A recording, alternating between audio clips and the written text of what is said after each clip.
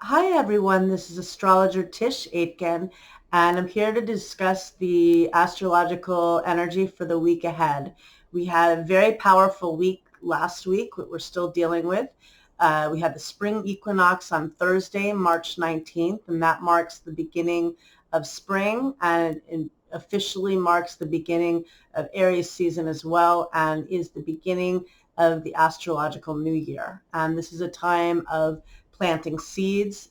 Aries is a cardinal fire sign, which is very much about having courage to take action and get things done. And it's a very enthusiastic sign, and it's a sign of new beginnings. So this is powerful for us in that it is now a time to initiate. And we already have that stellium of Capricorn, which we've been talking about ad nauseum, about, cardinal earth energy, about dealing with karma and responsibility and hard work and oppression and limitations and restructuring. And today we had a challenging influence that, will rock the beginning of the week. Mars, which is the planet of war and is currently in the sign of Capricorn, setting off the stellium, which is why the last couple of weeks have been more challenging, because what we began at the beginning of the year with that historical pairing of Saturn and Pluto, so the planet of restrictions and karma, and the planet of death and transformation, meeting up on a global level for the first time in Capricorn in over 500 years, and the first time together in approximately 36 years. So obviously they don't meet up together very often. And today Mars and Pluto are triggering that point. So this means that some things that, just this whole energy we've been working with all year of dealing with the economy, now dealing with the coronavirus, dealing with fear on a global level, dealing with how we can restructure. And it can feel daunting, and it is, but there is a lot that we can do to raise our vibration and to also innovate. Because the other big deal that happened last week that is very much in this theme is that Saturn changed signs on Saturday on the 21st, and Saturn entered the fixed air sign of Aquarius, where it will transit until July 2nd. And Saturn rules Aquarius in ancient astrology, and it's about restructuring through connection, through networking, through ideas, through brilliance, through technology, through innovation.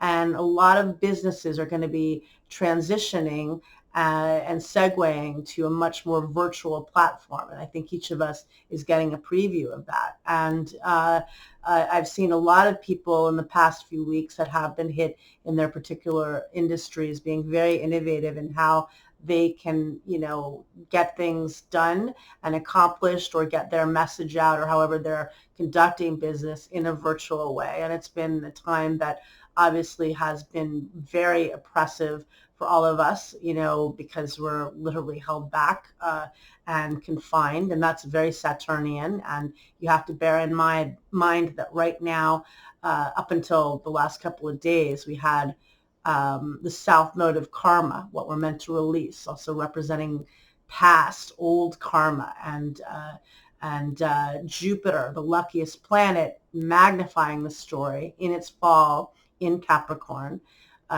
Pluto, the planet of transformation, death and rebirth in Capricorn. Saturn in Capricorn in its rulership, and Mars has been setting this off. And so it has been very heavy, as somebody said, and that's true. But with Saturn in Aquarius for a brief while, we're getting a glimpse of how we can now, there's a lot of, there are major, unforgettable, and I think life-changing shifts happening for all of us in how we do business and what we value and how we live our lives. And this is not a year we're ever going to forget. And this, as we all have said, is a historical year. And this is proving to be true. And I know that a lot of you are scared. And I think that the way to deal with that is to know that there is a lot of, with all of this cardinal things done.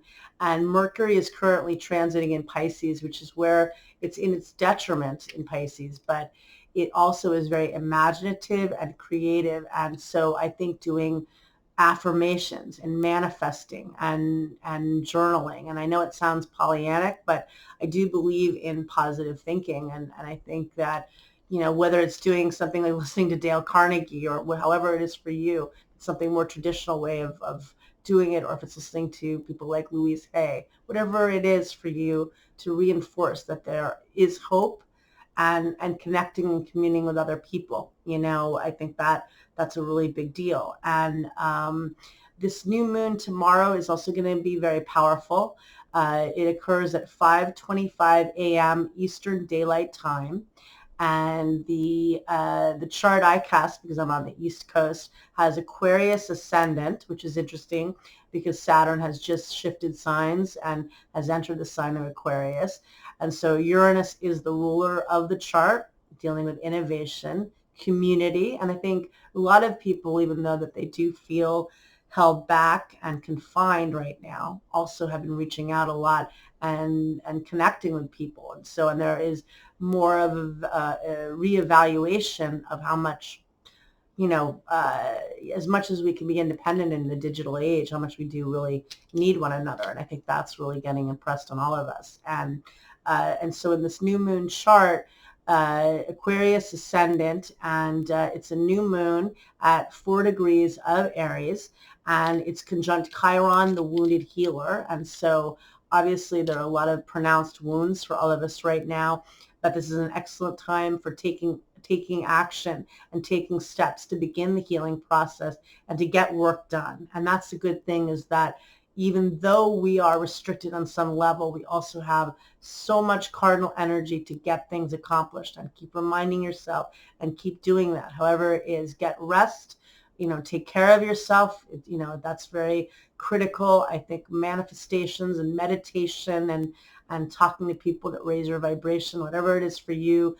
Mercury and Pisces, listen to music, watch movies, anything that brings you some kind of self-care and relaxation and rest. And use this new moon because it is the beginning of the astrological new year, and a cardinal sign, again, launching what you want to do.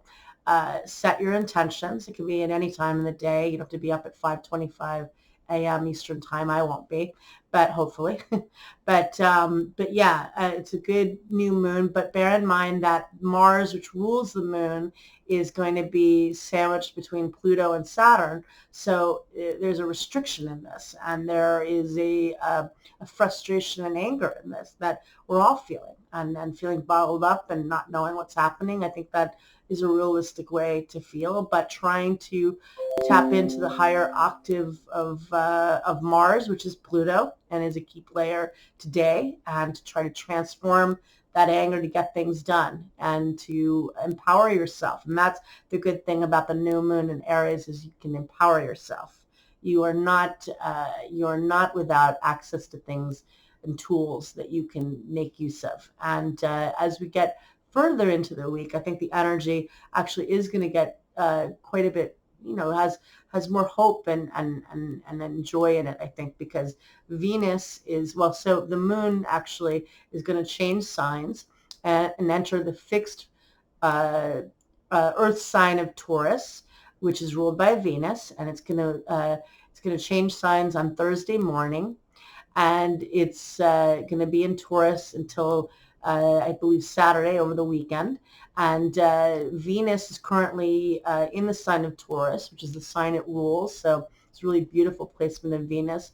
And it's going to form a trine to both Jupiter, the luckiest planet, and Pluto, the planet of transformation, which are both in Capricorn. And that takes place Friday, Saturday, over the weekend. It's exact on Saturday, but we're certainly going to feel the build up, Thursday night. Friday, certainly we will feel it. And that energy will loom over the weekend, and that's highly creative energy. And it's very, beautiful energy. So we do have some good things in all of this. Mercury in Pisces is good for manifesting the dream and for meditating and for having faith. And having all of this cardinal energy helps us to get things going, and we are not disabled by this, and we will fight and be strong and forge ahead. And I wish you a lot of luck. And thank you very much. Take care. Bye-bye.